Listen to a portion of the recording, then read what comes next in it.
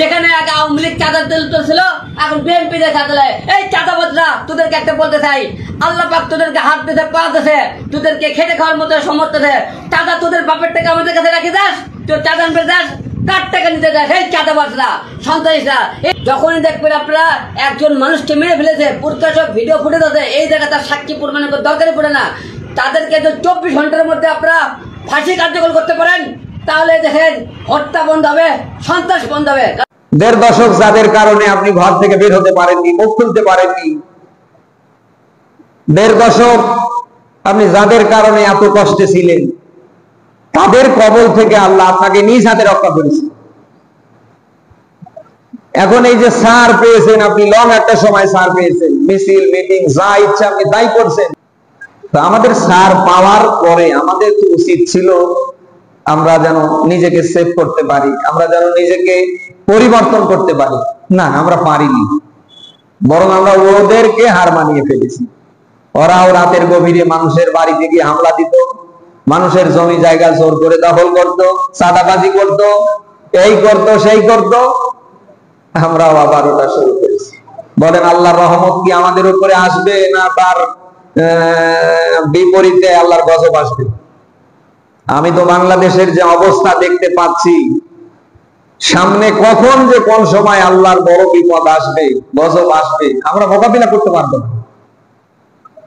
আপনার বিবেকের কাছে প্রশ্ন করছি, আপনি কেন করেন বলেন তো? একটাবার আপনাকে, আপনার বিবেকে আপনাকে বাধা দেয় না? আপনি যা করছেন আল্লাহর সামনে দাঁড়াতে হবে। আমি যা করছি এ নিয়ে আল্লাহর সামনে দাঁড়াতে হবে না? বলেন না কেন? হবে কি হবে না? আরে ভাই 100 কেন, আপনি যদি 200 বছরও বেঁচে থাকেন, এরপরেও কি মরা লাগবে না? তো আপনি যেহেতু মরবেন, আপনি স্বীকার করছেন আপনি চিরদিন থাকবেন না, আপনি মরে যাবেন। তো মরে যেহেতু যাবেন, আল্লাহর সামনে তো আপনাকে দাঁড়াতে হবে। আপনি দুনিয়ায় যা করলেন, কেউ না দেখলেন, কোন সাংবাদিক ভিডিও ধারণ করে নিউজ কভারেজ না করলেও ও কি আল্লাহ করেনি নাকি? এতটুকুন চিন্তা চেতনা যদি কারোর জীবনে থাকে, আমার তো মনে হয় না সে মানুষ হিসাবে এই সমস্ত খারাপ কাজ করতে পারে।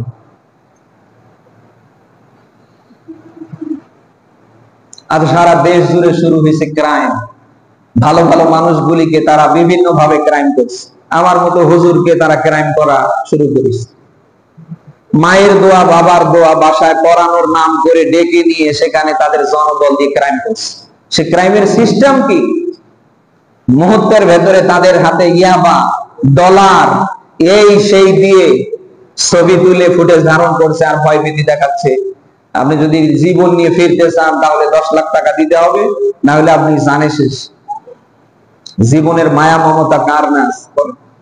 বিশেষ করে এই যে গাইবান্ধা, কুড়িগ্রাম, এই সিরাজগঞ্জ, এই কোয়ালিটি সম্পূর্ণ এলাকাগুলোতে কি ক্রাইম চলছে। এই জন্য খুব সাবধান, বর্তমান সময়টা খুব সেন্সিটিভ। আমি একজন খতিব হিসাবে আপনাকে সচেতন করছি। আপনি হয়তো রাস্তায় বের হয়ে দেখছেন একটা মানুষ কান্না করছে, আপনার বিবেকে বাঁচছে, তার পাশে চলে গেলেন, হয়তো আপনাকে বলবে যে ভাই একটা ফোনটা দেন না, আমি 1 মিনিট কথা বলি বিপদে পড়ে। আপনি যাহা এগিয়ে গেলেন, আপনার সব শেষ। হয়তো কোনো সুন্দরী নারী আপনাকে অফার করছে, আপনি সেই অফারে পা দিলেন, আপনি গেলেন, আপনার পুরো শেষ। কি একটা সিন্ডিকেট চলছে। যারা এই কাজগুলি করছে তারা কি একটা বার চিন্তা ভাবনা করে না যে একটা মানুষকে আমরা 10 লক্ষ টাকার বিনিময়ে সর্বশান্ত করছি, আমরা এই 10 লক্ষ টাকার কয়দিন খাবো? কিন্তু এই মানুষটার তো আমরা একেবারে মাজা কমর সব শেষ করে ফেললাম। আপনি একটা মানুষকে ক্রাইম করে ঘরে গৃহবন্দী করে আপনি এত বড় ক্ষতি করলেন, এই টাকাটা আপনি কয়দিন খাবেন? এই জন্য যা করেছেন ছেড়ে দেন, ফিরে আসেন। আল্লাহ তুমি আমাদের হেফাজত করো। নও চিন্তা চেতনাও তো আমাদের নেই। আপনি দেখেন বর্তমান বাংলাদেশের যে অবস্থা, এদের দশক যারা ক্ষমতায় ছিল আমরা সবাই জানি তারা জালিম, তারা মানুষের উপরে জুলুম, অত্যাচার, টর্চার করেছে। 5ই আগস্টে তাদের যখন পতন হলো, এখন 5 তারিখ থেকে এখন পর্যন্ত আমরা কি দেখতে পাচ্ছি? ওই সমস্ত জালিমদের কর্মকাণ্ড যেন এখন আমরা প্রত্যেকেই মানে জিম্মাদারি নিয়েছি। তো ওরাও যা করেছে আমরাও তা করছি, তাহলে ওদের মাঝে আমাদের মাঝে পার্থক্যটা কোথায় আমার বলেন? ওরাও মানুষের উপরে জুলুম করেছে, অত্যাচার করেছে, মানুষের ধন সম্পদ জবরদস্তি করে দখল করেছে।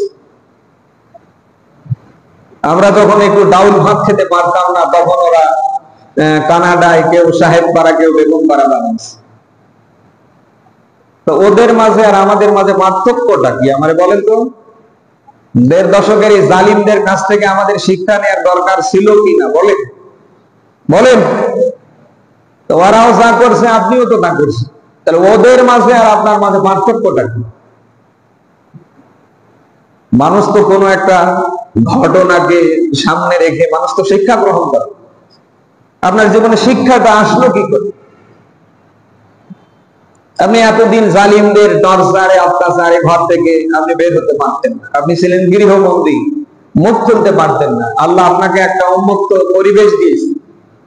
এখন আপনি কি করে আল্লাহর শুকর করবেন, দেশের মানুষের পক্ষে আপনি কাজ করবেন? আপনি তা না করে জালিমদেরকে হার মানিয়ে ফেলছেন।